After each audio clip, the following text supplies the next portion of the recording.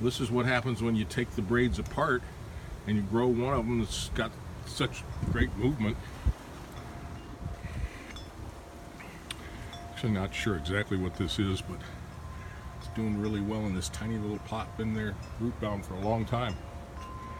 Walking outside the gate. This is where we sit in the morning and the late afternoon and feed the turtles and some of the birds, and they come here and we have a great time with them. That's the coastal hammock over there that'll never be built on, and so I'm taking that as a project. Oh, that's my big pine tree that got hit by lightning at the top several years ago, and the hurricane snapped off a bunch of the big branches up there, and they all came down in a big pile. So a lot of debris down at the base, but this is actually bonsai in nature, because we try to replicate that kind of look sometimes in our bonsai trees, and there it is in real life. I'm doing a lot of planting over there of sea grapes. Here we have a sea hibiscus that I'm in the process of doing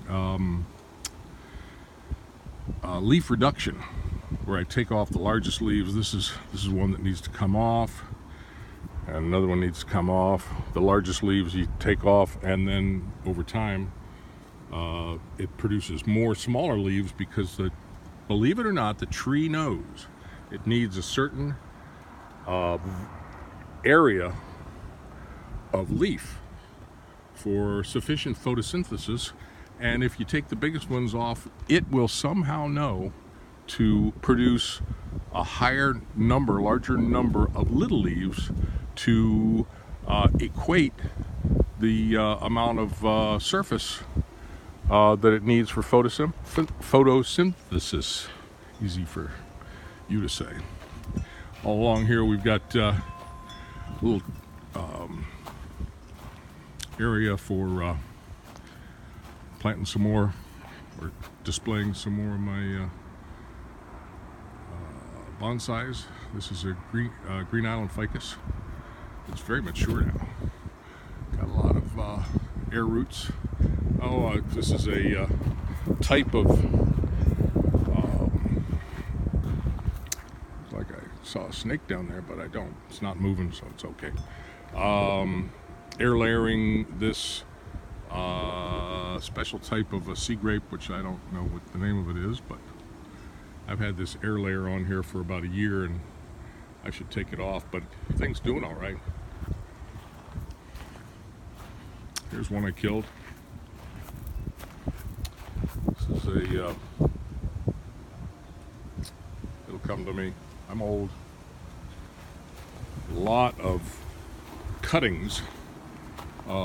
In here are the ones with the leaves. There are wild tamarind trees, and there's in here there's Green Island Ficus cuttings, and there is Buttonwood cuttings from a Buttonwood tree that I just saved from the intercoastal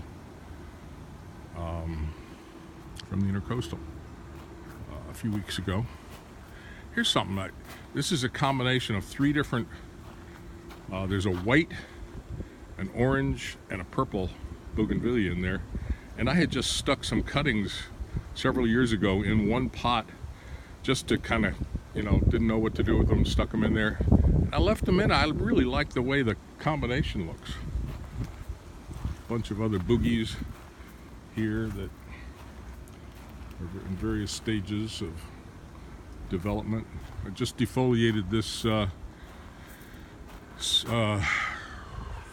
bald cypress tree and trimmed it back to restyle it. Kind of spooky looking. There's my target. Actually, a pretty good shot.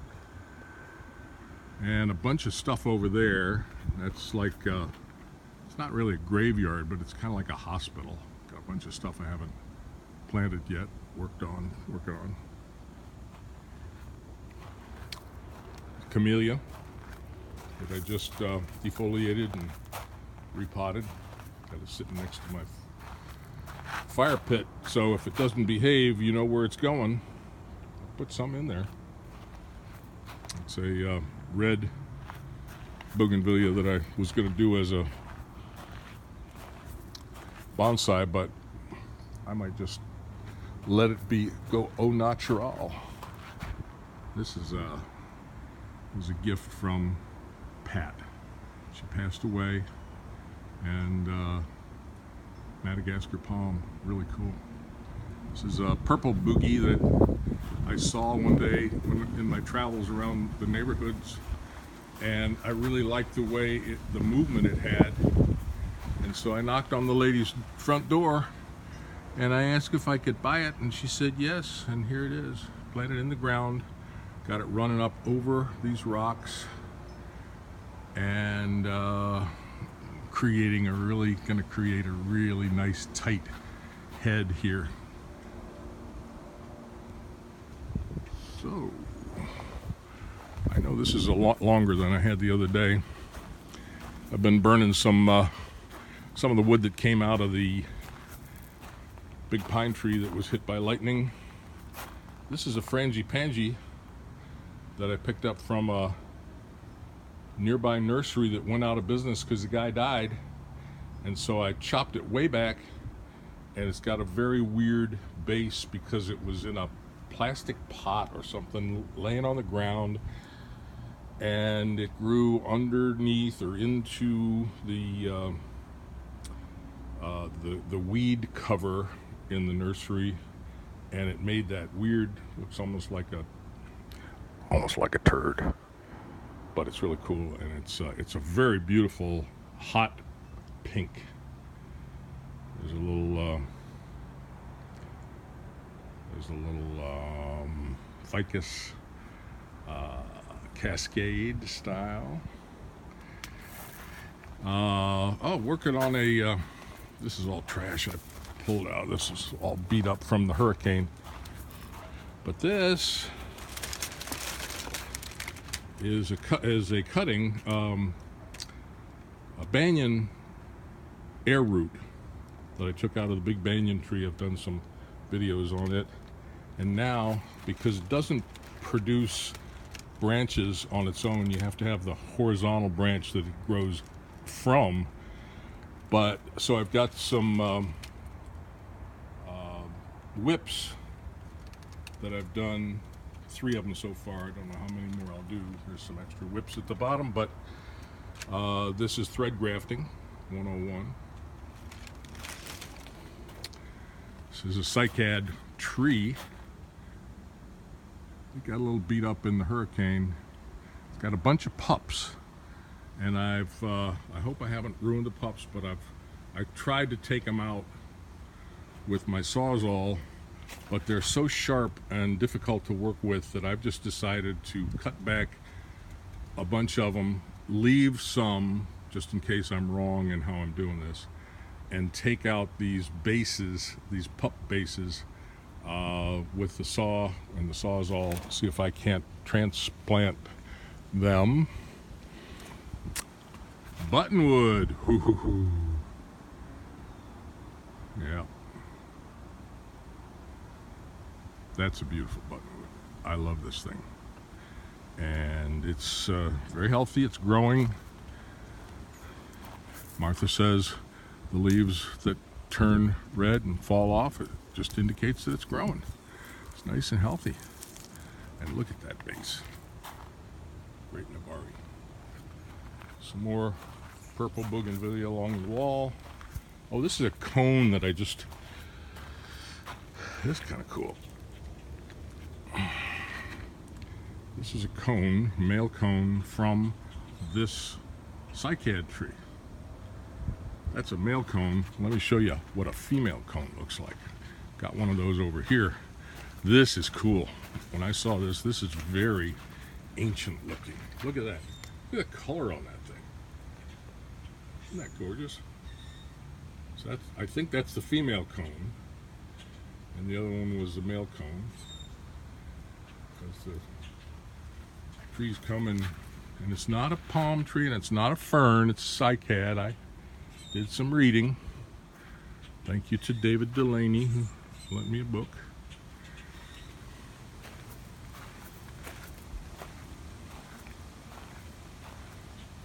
And over here is where I have a lot of junk that I'm working on, various things.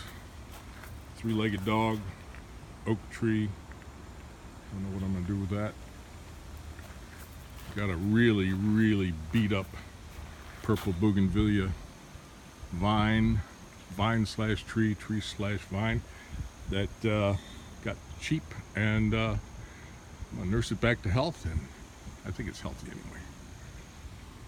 A little firewood from the hurricane. So much wood came down around here that I got some for my my fire pit. Coming around here, got a nice sea grape that I'm working on that's going to be a great bonsai, and then finally, won't go all the way around the house, but this is an oak tree that used to be about 15 feet tall. It was in a shopping center. I took it out, and I've been building the, here's the trunk that I built from a whip that came off, a little nub that came off and turned into a trunk, and do a cut and another cut, get some movement. So there you go. I think that's enough for today, but this is a lot more than I planned on doing. But thanks to the Lord of the Pines for reminding me that I had done the previous video in the wrong direction, and I hate it when that happens. Oh, one last thing. This is a really cool purple. I've cut it back recently, actually right after the hurricane, and tethered it even better because it's an old man. It's very, very old and gnarly and hollow, but it's hanging on and pumping out. I love it like that because I'm old and gnarly, and I love stuff that keeps trying. So that's a little tour of the garden, and the alligator ought to be coming out in about an hour, and we got the alligator man coming because this guy's getting a little bit too big and he kind of creeps up on us, and we have two little dogs, so we're a little concerned about that. They'll relocate him into a handbag